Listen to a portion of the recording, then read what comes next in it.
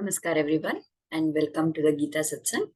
So after our Navaratri continuous satsangs, we are now getting back to our Geeta topic. So let us get started. Let us do the prarthana. By the Guru's grace and the will of Sri Krishna, we have all assembled for this Geeta Satsang. May we have their guidance to be able to learn and adopt the things which will help us to grow spiritually. Let us chant the prayers. Vasudeva Sutam Devam Kamsachanuramardanam Devaki Paramanandam Krishnam Vande Jagadgurum Krishnaya Vasudevaya Haraye Paramatmane Pranata Kleshanashaya Govindaya Namo Namaha Namostu Te Vyasa Vishala Buddhe Pullara Vindayata Patra Netra Yena Tvaya Bharata Taila Purnaha Prajvalito Jnanamaya Pradipaha Ramanujadaya Patram Jnana Vairagya Bhushanam Srimad Venkatanathaaryam Vande Vedanta Deshikam Yo Nityamachyuta Padambuja Yukma Rukma Vyamohatastaditarani Trinaya Mene Asmat Guror Bhagavatosya Dayaika Sindho Ramanujasya Charanam Sharanam Prapadye. So with prayers at the lotus feet of the Acharyas, let us take up the Shloka for today. So we have seen the previous 65th Shloka and 64th Shloka in the last satsang. And there also Krishna was talking about how one can get a resolute mind, how we must fix our indriyas on the Lord, and so on. So in today's satsang, we will be seeing Shloka number 66 from the second chapter. So Krishna is continuing to speak to Arjuna, and in this shloka he says, Nasti buddhir ayuktasya nacha yuktyasya bhavana nacha bhavayatah shantir ashantasya kutas sukham. An undisciplined person. So in the previous shlokas, Krishna has told about how we should have the discipline to control our senses. So in this shloka, he is saying, and he's going to explain the opposite side. But an undisciplined person who has not controlled the mind and senses cannot have a resolute intellect or buddhi, nor they can have steady contemplation on God. For such a person who never unites the mind with God, there is no peace, shanti. And how can one who lacks shanti be happy? So, Krishna is explaining further now about how it affects us when we don't have the discipline to control the senses.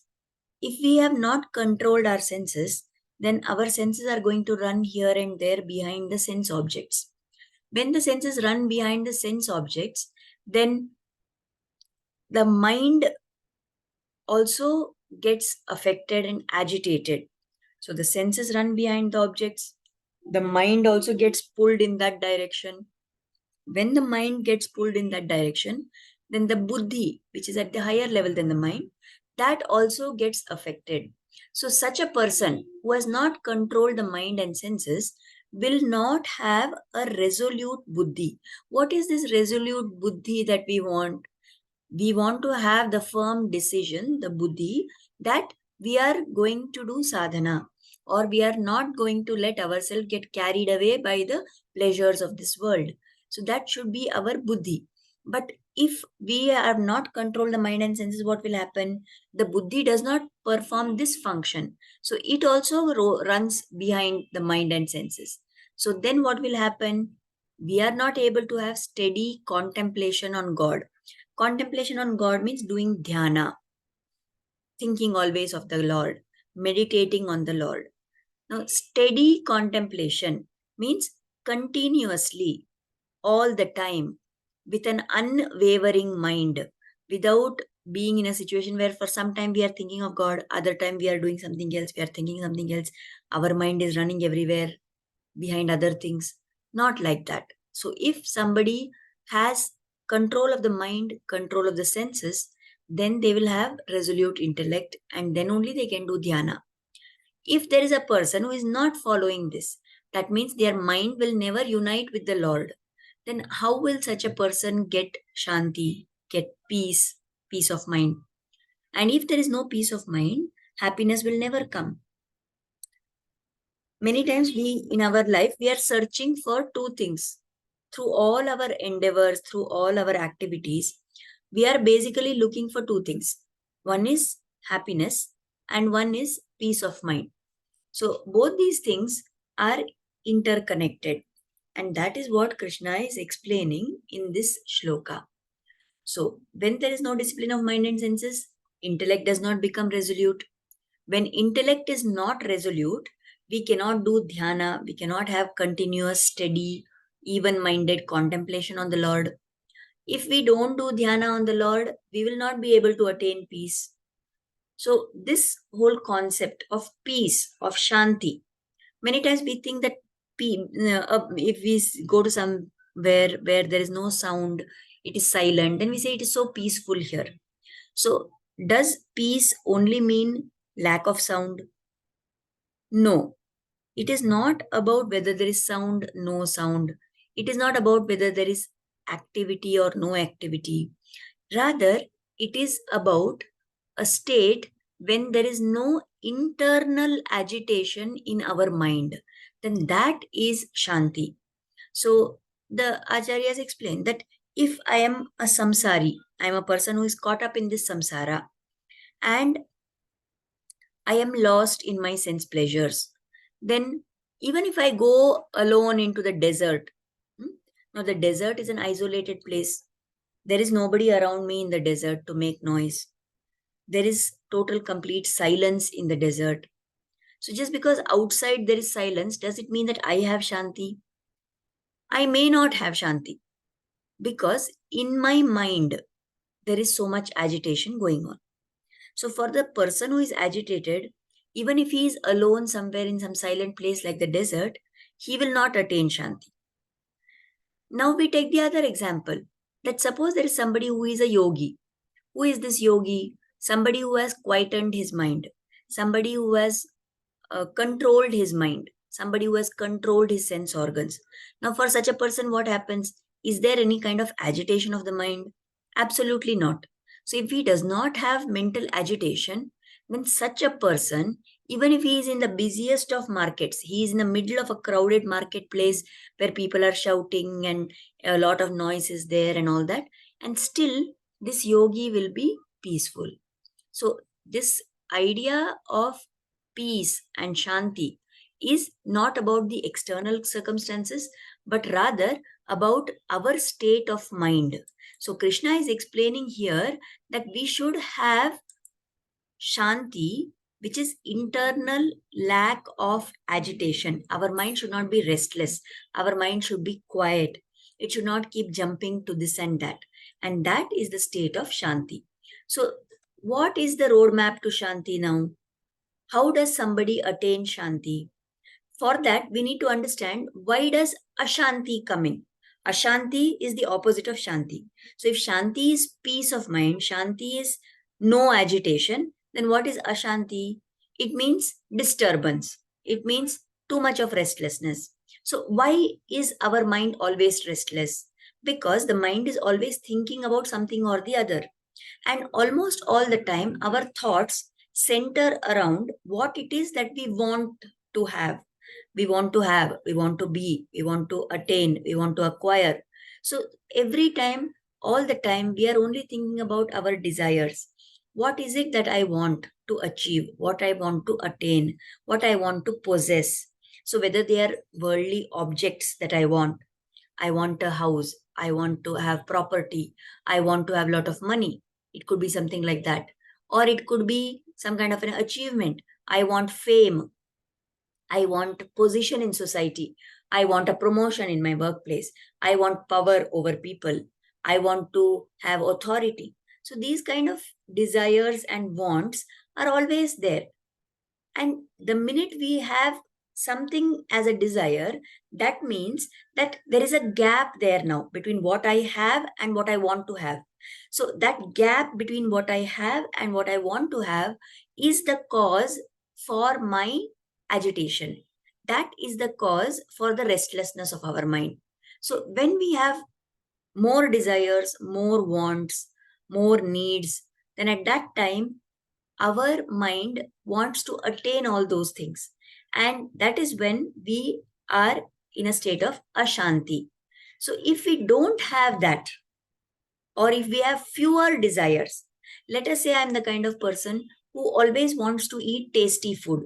Okay, I want to eat a variety of foods. I want to eat lots of food. I want to eat tasty food. Now, what happens? Because of this desire, there is always bound to be some kind of asamadhana in my mind. There is some kind of restlessness. Why? Because I may not always get the kind of food that I want. If I'm a person who is fussy about what I'm eating, then I will say, oh, the rice is not cooked properly. Oh, there is less salt in this dish. Oh, there is more spice in this dish. Or this is not tasty enough. Or I may think that I was not served enough quantity of food, or I may think that I wanted to eat this today but I didn't get it. Things like that. So the more my desires are there, the more my mind is restless in running behind those desires. So if I reach a stage where I start to reduce my desires, then what will happen? As my desires go down, then that gap between what I have and what I want to have is very less. There is nothing there. I'm happy with what I have. So when there is no desire, when I don't have a thing that I want more of this, I want to have that, I want to have this, when that kind of a mental state goes away, then naturally we start feeling more contented with what we have. That is, we have joy in our life and we feel what is called as sukha. We have happiness, we have joy in our life. And when we have more and more instances of joy in our life, then we are more likely to feel more of shanti in our life. So the basic idea is that for somebody who is ashanta, somebody who has no shanti, there is no sukha either. So if you want to have happiness in your life, we need to have peace of mind. If we need to have peace of mind, then there must be very little gap. 1 minute, please.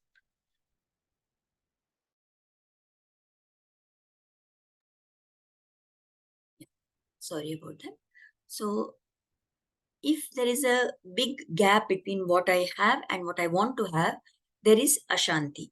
If that gap is very small, then there is shanti. So that is how we must make our journey. We have to try and reduce our wants in this world, our desires. If we have more desires and more wants, then naturally our peace is threatened.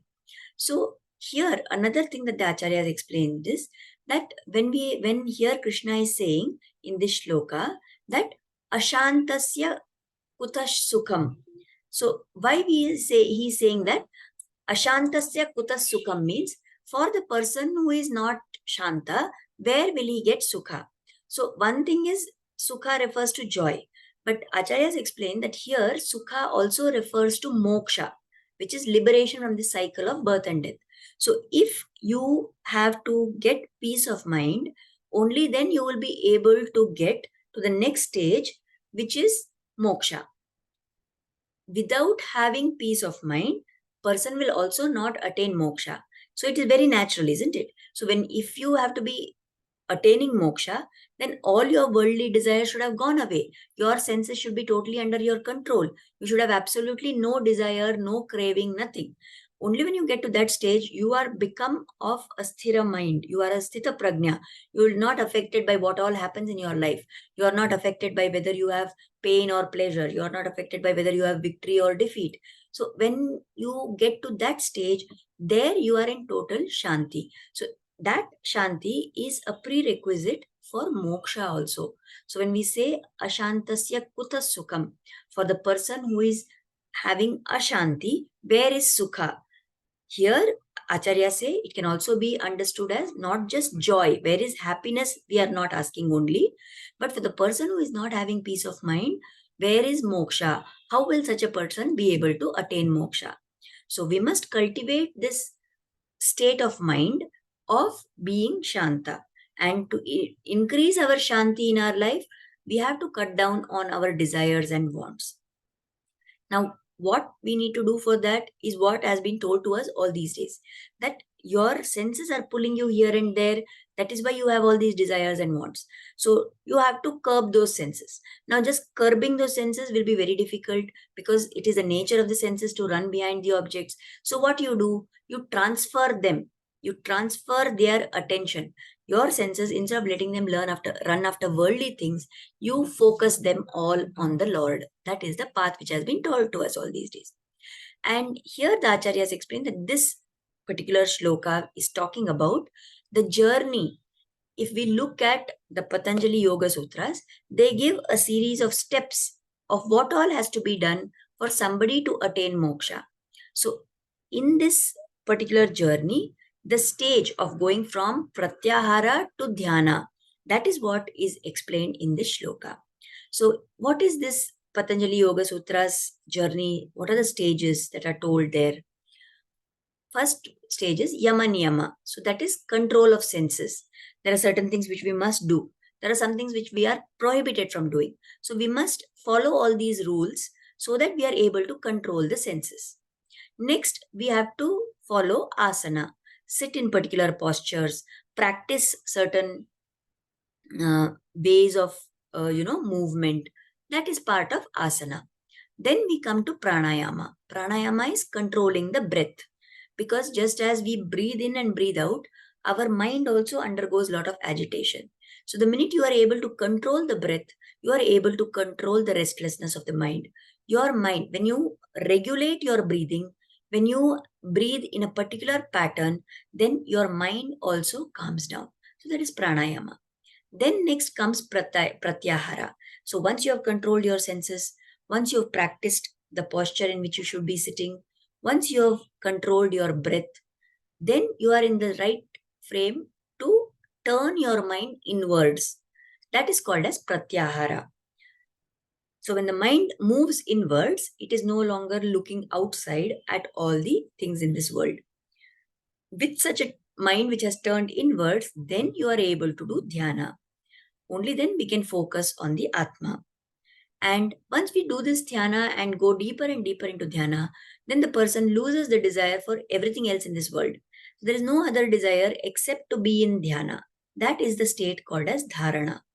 And when this dharana state continues forever, it becomes an eternal state of mind, then the person gets into what is called as the samadhi state, where they attain moksha. So these are the different stages. So here if we look at it, there after pratyahara, pratyahara is turning the mind inwards. The next thing is dhyana. So once we turn our mind inwards, then we will be able to do dhyana. So in this shloka, Krishna is still talking about how you need to go from the stage of pratyahara to dhyana. So we have told that for a person who has not controlled the mind and senses, they will not have a resolute buddhi. They are not able to do dhyana. So such a person who cannot do dhyana does not get peace. And such a person who lacks peace will never be able to get happiness or ananda also. So by listening to all these things, what can we remember and what can we learn from this? What is this lesson for us? First thing is, as I said before, our mind, our senses are going to run behind something or the other. Our mind will always crave for something or the other. We have so many wants, we have so many desires. So what we should do, engage our senses, engage our mind, focus them on the Lord, focus our mind on the Lord's gunas, spend our time and energy in hearing his leelas, in contemplating about him. Go to Tirtha Kshetras, go to the temples, have darshan of the Lord. As we do more and more of this, as we are more and spending more of our time in contact with hearing, singing, looking at the Lord, what will happen is, because the Lord is pure sattva, shuddha sattva, our rajotamo guna, will start decreasing, and we will also start imbibing the sattva guna. Because our sattva guna goes on increasing, naturally our wants will start decreasing further. We will gradually start developing what is called as vairagya, detachment. So we will be living in this world, but we are not going to be very much attached to any of the things that are around us. Whether I have an object or I don't have an object, if I remain the same, then that is the state of detachment or vairagya. When our wants reduce in this manner, our sattva guna increases, our rajotama guna decreases, and our wants start reducing. At that time, we will find peace of mind. So here there are two examples that we can take to understand what is the meaning of all this in practical life. One, I found some other Swami, not my acharyas, some other Swami explaining this, giving this example, and it is very easy for us to understand. So we will look at that. There is a lotus flower, and there is nectar in that lotus flower, isn't it?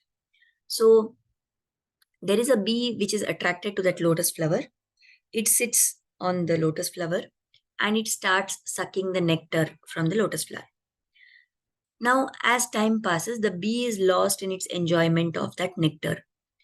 Slowly, it is time for sunset. The bee notices that the sun is about to set, but it is so, what you say, uh, lost in this enjoyment of the nectar that it says, okay, let some more time pass, then I will fly out. Why that sunset time is important? Because we know that when the sun sets, the lotus which is open is going to close for the night. It will close up, and then the bee cannot go away from there, right? So the bee notices that the sun is about to set, and yet it has so much craving for that nectar that it is not ready to fly away from there. It says, some more time, let me take some more, let me drink some more. So it continues to do that. Suddenly, by the time it can do anything, suddenly the sun has set and the lotus flower has closed. Now the bee is trapped inside. So the bee starts thinking foolishly that, oh, so what if it is closed? It's okay. Now I'll get to enjoy even more. I'm all the time in contact with this nectar. Now I can't even fly out anywhere. So it thinks that it is going to enjoy more. But in reality, what happens after some time? There is an elephant which comes to that pond, and in the process of drinking water, it uproots this lotus also, and that lotus enters into the mouth along with the water. It enters into the elephant's mouth, and there that lotus is going to get digested. So, what is going to happen to the bee? The bee is also going to be killed. So, what this Swamiji was explaining is that our human life also, we are spending like this bee. So we have so many objects which give us pleasure in this world. So we are lost in those enjoyments of those pleasures. Now we realize that time is going by. We realize that we are getting older and older. And we realize that soon it will be time for our death. And then we don't know what is going to happen next, what janma we will get, what is going to happen. And yet, although we know every time that the time is coming closer and closer for us, still, like that bee wanted to enjoy and enjoy and enjoy, we also want to enjoy, enjoy, enjoy. And we are not realizing where we need to stop and turn our focus onto what is really important in our life. So, if we behave like the bee, then our end also will be like the bee only.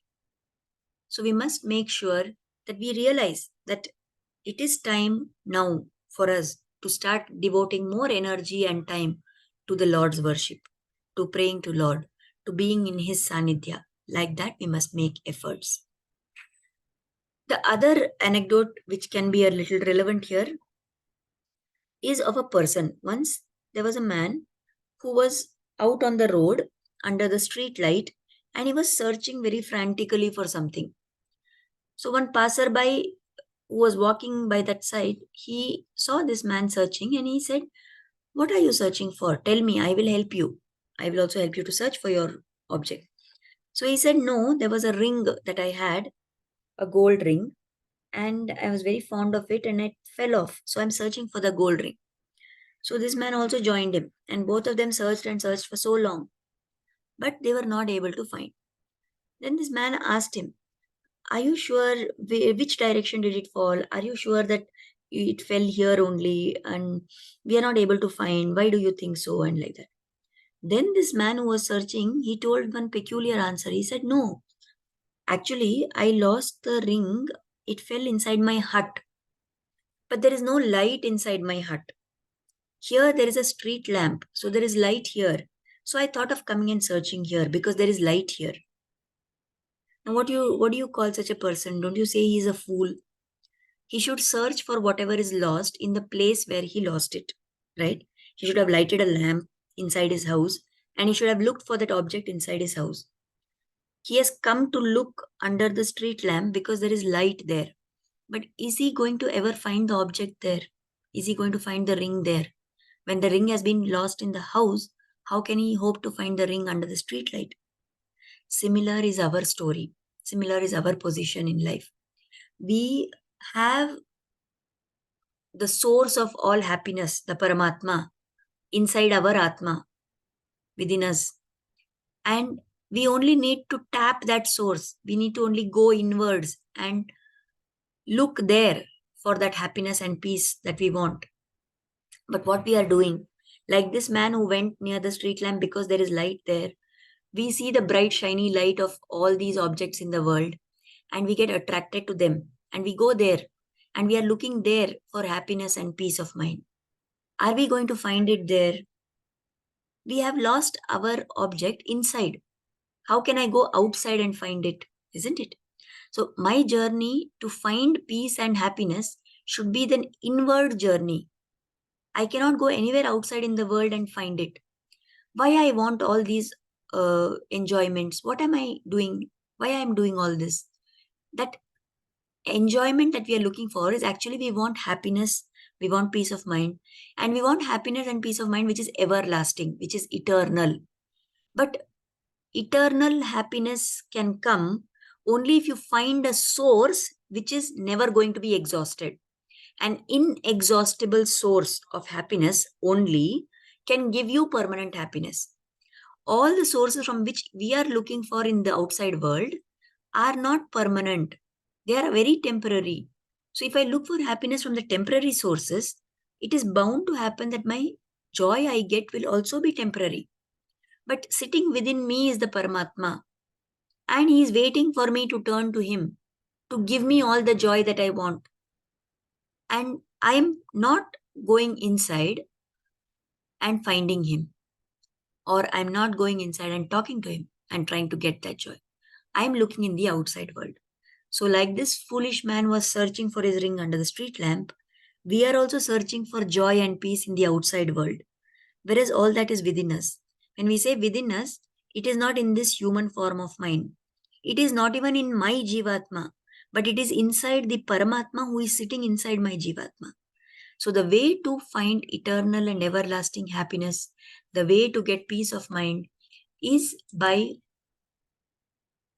setting up our communication, setting up our connection with the Lord. We should not actually say setting up, we should say rediscovering the communication because the channel is already there. It's just that it has got covered up by our ajnana, by our ignorance. So we need to renew that connection. We need to dig and find that yes, this connection is there. Yes, the Lord is there to give me all the joy I want in this world. Why run behind temporary objects which today bring joy and tomorrow bring sorrow? The Paramatma is here always to give us joy and ananda. And that is what we must make efforts for.